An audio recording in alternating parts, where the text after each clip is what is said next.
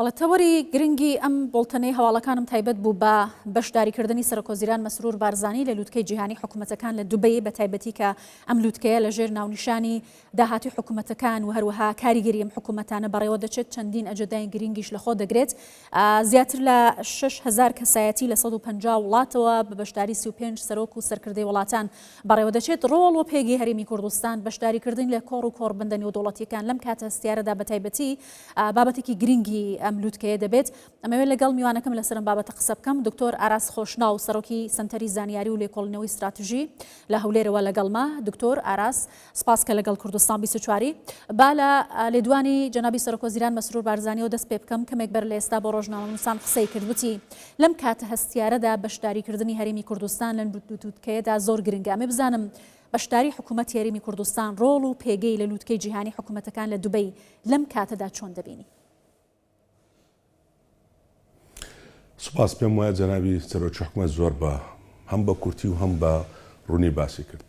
وجودی هەرێمی کوردستان لە هەموو لووتکە و فۆرم و ئەو کۆبوونەوانەی نێودەوڵەتی هەیە گرنگە بە تایبەتی لە ئێستادا لەو کاتە هەستیارەکە ناوچە هەرێمیەکە و جیهان بەگشتی بە گۆڕانکاری زۆر خێرا دەڕواتن و کۆمەڵک پاکتەری نوێی لە بواری سیاسی و ئەسکەری و ئابووری هاتەکایەوە و وجودی جەنابی سەرۆکی حکوومەت خۆی لە لووتکەی دوبەی بۆ حکوومەتەکان لە ئێستادا وەک کەسێکی فەرمی وەک سەرۆکی حکوومەتێک پەیامەکە لێرە چەند پەیامێکە من دەمەوێت بە کورتی باسەکە پەیامێکە جارە یەکەم شت بە بۆ خەڵکی خۆمان باسکەم بۆ ناوخۆی خۆمان کە هەرێمی کوردستان و حکوومەتی هەرێمی کوردستان هەردەم لە خەمی ئەوێ بەرەو باشترکردنی خزمەتگوزاریەکانی حکوومەتی خۆی چی باشترە بۆ هەوڵاتیانی خۆی بە دوای ئەوەدا دەگەڕێتن بۆیە ئەوەی لە لووتکەی ئێستای دوبەی لە حکوومەتەکان باز دەکرێتن ئەوەیە چۆن حکوومەتەکان خزمەتگوزاریەکانی باشترکەن شەفافیت زیاترکەن چاکسازیە ئابوووریەکان بکەن و بەرەو ئەوە بچن کە حکوومەت بە مانای کەلیمە حکوومەتی هاوڵاتی بێتن کە ئەوانەش لەگەڵ دیدگا و پەیامەکانی جەنابی سەرۆکی حکوومەت و کابینەی حکوومەت دەگونجێتن. بۆیە ئەوە بۆ ناوە خۆمان بۆ بەغداش پەیامێکی کە هەم سیاسی هەمەوەشە کە هەرێمی کوردستان تەنها با بڵێن شەریکێکی ڕاستەقینەیە بەڵام لە هەمان کاتدا دیدگە و ڕوئیی خۆی تایبەتی هەیە و بەشداریش دەبێت لەو لووتکەی دەوڵەتیانە بۆ ئەوی بەگشتی کارەکان باشترکەین. بۆ ئەوەی پەیامە ئەساسەکەش دێرە ئەوەیە بۆ گشتی دنیا ئەوەیە وەک دەڵێ ئەترافێکی سیاسی نێودەوڵەتیە بۆ ڕۆلی هەرێمی کوردستان و حکوومەتی هەرێمی کوردستان وەک فاکتەرێک وەک کاریگەرێکی نێودەوڵەتی فەرمی چونکە وەک جەنابەت لە راپۆرتەکەتان باسان کرد و جەنابی سەرۆکی حکوومەت فەرمووی ئەوەی کە لەوێ بەشداری دەکەن ئەوڕۆ ئەگەری هەیە ژمارەکە لە 35 تا 6 سەرۆکی حکوومەت و سەرۆکی دەوڵەتەکانن. ئەوەی کە لووتکەی دوبەی جا دەکاتەوە لە لووتکەکانی تر یەک لەوانە ئەوەیە کە لەوێدا چێ بڕیارەکان دەدەن زیاتر حکوومەتەکان و سیاسەکان بڕیار دەدەن. باشە.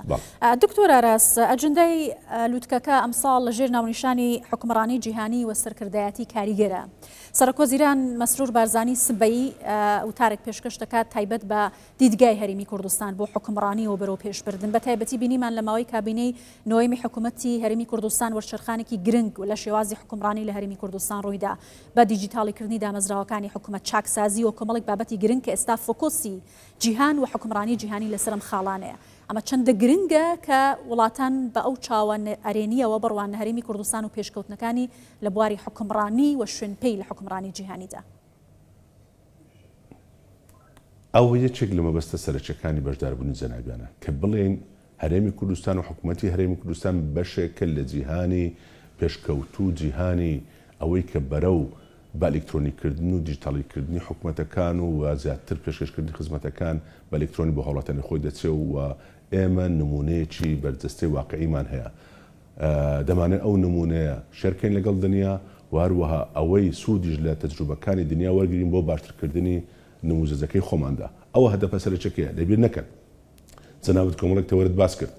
تەنها بگەڕێ ئەوانەی کە جەنابی سەرۆکی حکوومەت کاک مەسرور لە ماوەی ڕابردوو لە کابینەوە هەوڵی بۆ دەدا یەکەم شتی ئەوە بوو کە چۆن ئێمە بێین جارێ کە دەڵێن چاکسازی بکەین پەرەپێدانی ئابووری بکەین بە ئەلکترۆنیکردنی کارەکانە و بەرەو حکوومەتی هاوڵاتی ئێمە دەڵێن ئێستا حکوومەتەکەی بەرەو حکوومەتی زیرەک خەریکە لە حکوومەتی ئەلکترۆنی دەردەچین بەرەو حکوومەتی زیرەک. حکوومەتی زیرەک چییە؟ ئەو حکوومەتەیە کە بەر لەوەی کە هاوڵاتی درک بە پێداویستێک بکات تو لەوانە پێداویستەکانی درک دەکەی بۆی فراهم دەکەی. بۆیە ئێمە ئێستا دەڵێن جەنابی سەرۆکی حکوومەت بەیانی بە هەموو دنیا دەڵێتن حکوومەتی هەرێمی کوردستان سەرباری هەموو ئەو ئالنگریانەی کاتە پێشمان، هەموو ئەو ڕێگریانەی کە لێمان کرا، هەموو ئەو بارودۆخانێک کە هەیە، بەڵام جگە لە خۆراگری خەڵکی خۆمان و حکوومەتەکەمان فەرمون ئێمەش لەو کاتە سەختانەدا ئەوانەشمان کرد و بەنیازیشن لە داهاتوودا بەرنامەی تر بکەین. من ئەوەی ئاگادارم کۆمەڵێک بەرنامەی زۆر گونجاو لەگەڵ جیهانی پێشکەوتو چکە یەک لە بابەتەکان کە زۆر سەرنجڕاکێشە گوڵباخان ئەوەیە کە چۆن تەعزیز یاخود متمانەکردنی هاوڵاتی بە حکوومەتەکان زیاد بکرێتن، چۆن شەفافیت لە ئەدای حکوومەت زیاتر بێت لە ڕێگەی شتێکێک پێڵێن حوکەمە گۆڤەرنەنس. ئەو بابەتە ئەو جارێگە سیرکەی بەشی زۆری لوتکەکە بابەتی گۆڤەرنەنس و حوکەمە بەمانای ئەوەیە دابەشکردنی کارەکانە هەر یەکە کاری خۆی بکاتن و باشترین شێواز بکاتن کە ئەوەش لە هەرێمی کوردستان دەمێکە جەنابی سەرۆکی حکوومەت خەریکی جێبەجێکردنی باشە. دکتۆر ئاراس ئاماژەت بۆ کرد سەرڕای بربەست و تەحەدیاتەکان بەرامبەر بە هەرێمی کوردستان توانێتی ئەو پێگە بەهێزە لە ئاستی نێودوڵەتیدا بۆ خۆی مسۆگەر بکات لە کۆڕ و کۆربەندە نێودوڵەتیەکان بەردەوام باڵای کوردستان و پێشوازی لە حکوومەتی هەرێمی کوردستان و بەرپرسەکانی دەکرێت. چۆن توانیویەتی لەم ئاستەدا کاریگەر بێت و ئەم پێگەیە چۆن بەدەست هاتووە، چۆن ڕوبەڕووی ئەم بربەست و کێشانە بۆتەوە؟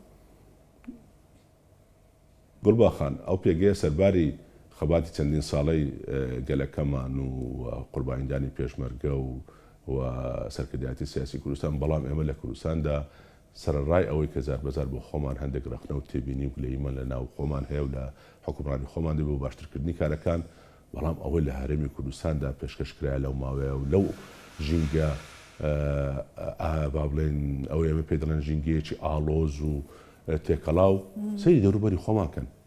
خەڵک لە چدای ئێمە لە چدان لە هەرێمی کوردستاندا، بۆیە بە هەموو پێوەرە زانستیەکان و پێوەرە ئیدارەکان لە لای خەڵکی عاقڵ و بیرمەند و زانا بە نمونەیەکی باش وەسف دەکرێتن و دەشکرێت جێگای دەستخۆشی بێتن و جارش کەش دەڵێم ئەوەی کە کرا بە ئیرادە کرایە، بە دیدگە و بەڕۆیە کرایە، بە خۆنەچەماندن کرایە، بە بەردەوامبوون کرایە، بە پشتیوانی خەڵکی هەرێمی کوردستان کرایە، بەڵام بە قیادەیەکی زیرەکی بەتوانە و خاوەن دیدگا کرایە. باشە دکتۆر ئاراس، هەوڵە دیبلۆماسیەکان بۆ کردنەوەی دەواازەی گرنگی دیکە بەڕووی وڵاتان تا چەندە کاریگەری لەسەر بژانەوەی هەرێمی کوردستان لە بوارە جیاوازەکان دەبێت. بۆ نمونە ئەگەر تەنها باسی ئیمارات بکەم، جگە لە سەرکردەکانی دیکەی وڵاتانی دیکە کە بەشدارن و لە پراوێزی ئەملووتکەیەدا حتمەن سەرۆکۆزیران چای پیان دەکەوێت. ئیمارات 15 کۆمپانیای گەورەی لە هەرێمی کوردستان هەیە لە بواری وزە، لە بواری ژێرخانی ئابووری، کەرتی نیشتەجێبوون و کشت و کاڵ. تا چەندە ئەمانە کاریگەریان لەسەر هاتنیەوە بەرهێنەری بیانی بۆ هەرێمی کوردستان و متمانە بە ژینگەی هەرێمی کوردستان دەبێت؟ زاگوڵ باخان سپاس بۆ پرسیارە. یەک لە بابەتە جەوهریەکانی کە ئێستا گۆڕاوە، ئایا وەبەرهێن یان وەبەرهێنان کە دێتە شوێنێک بە مەبەستی تەنها پارە و بەبوونی دەرفەتی ئابووری دێت؟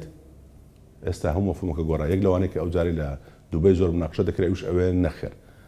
ئێستا خاڵێک گرنگتر هەیە لەو، ئەوش ئەوەیە ئامادەبوونی حکوومەتەکانە بۆ پێشوازیکردن لە وەبەرهێنان.